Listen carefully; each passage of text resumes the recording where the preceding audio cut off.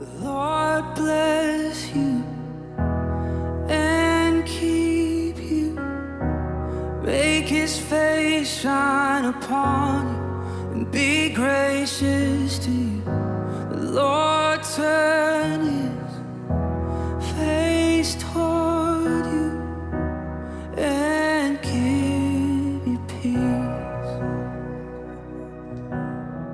Good morning, St. John's. It is Mr. Ball here, and it's time for our collective worship. Now, I'd like you to think about, what rules do you have to follow? Maybe you have rules that you have to follow in your house about tidying up after you have used something. Or maybe you like to play different kinds of sports like football, and there are lots of rules in football that help us to play our game. Maybe when we're back at school, you know that there are rules that you have agreed with your teacher about the best way to get on with our learning and our day. Well, back in the time that the Bible was written, God's people had lots of rules to follow. You might even have heard of some of them if you've heard of the 10 Commandments. Now, altogether, God gave his people over 600 different rules to follow. That's a lot. And one day, a man came to Jesus and he asked what I think was a sensible question. He said, Jesus, what is the most important rule of all? Maybe he was thinking, 600 is a lot to remember. Maybe if I just had one rule, I could follow it. And Jesus said, the most important rule is this: to love God with all that you are. And second, to love your neighbour as yourself.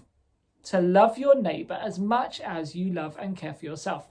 And the man asked a very sensible question. That's all good and well, Jesus, but who is my neighbour? I think that's a good question. Love is one of our school values.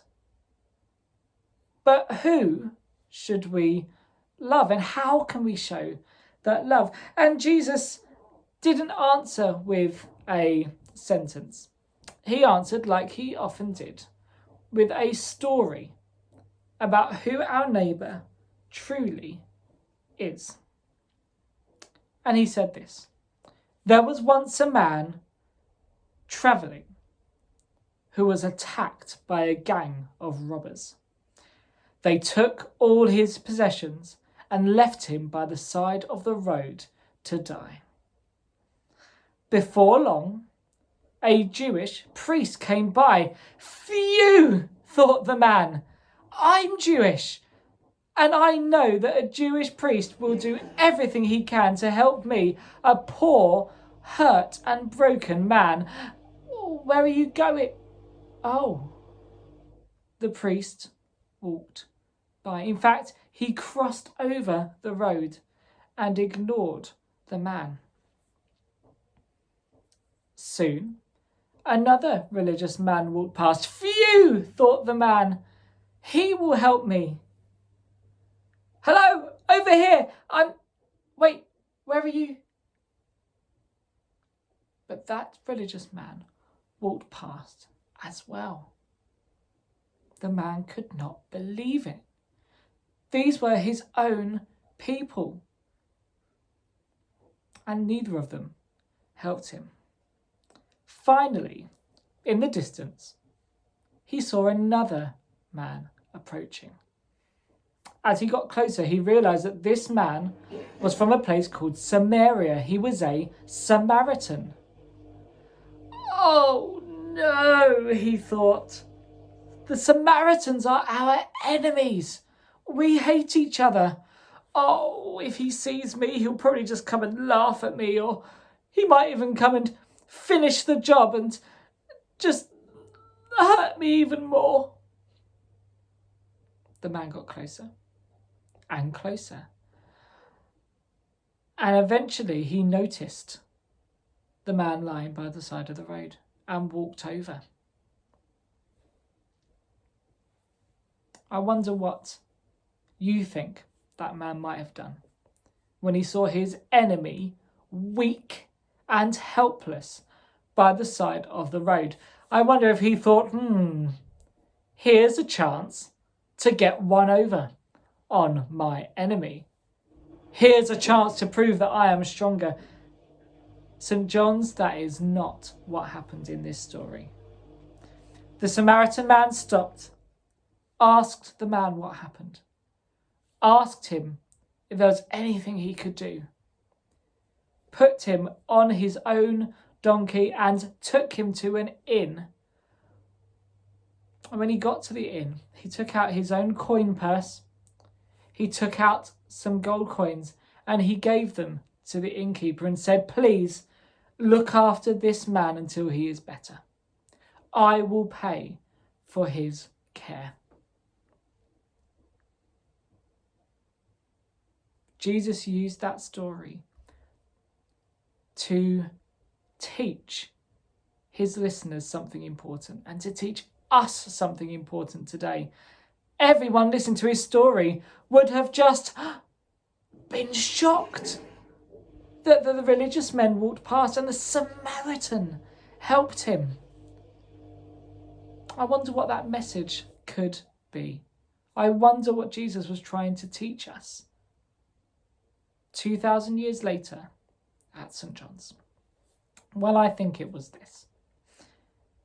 I think Jesus was trying to tell us that our neighbour isn't just the person who lives next door to us. It isn't just the person who looks like us. It isn't just our friends, our family, the people that we like. But we also need to love people that we don't like. That's a strange thought, isn't it? That we can like someone or not like them, but we can still love them regardless. Now, we can show love with our words and our actions. And as we finish our collective worship today, I'd like you to have a chat with your brothers and sisters, if you've got them there watching with you, or with your adults at home. Who can you show love to this week? Now, for lots of us, that's not many people. I'm probably only really going to see Mrs. Moore and Monty. Maybe I will go and get some shopping and I can show love to some people there with some kind words, or by letting them go first in the queue before me. But how can you show love this week? With your words and with your actions. I know that even though we're a long way apart from each other at the moment, you are still up for a collective worship challenge. So I'm really looking forward to hearing how you've been able to show love in your house, in your street, wherever you are this week. And from myself and Mrs. Bort and Monty, I hope you have a wonderful week of learning ahead. Join us for our choral worship tomorrow. Until then, have a wonderful week.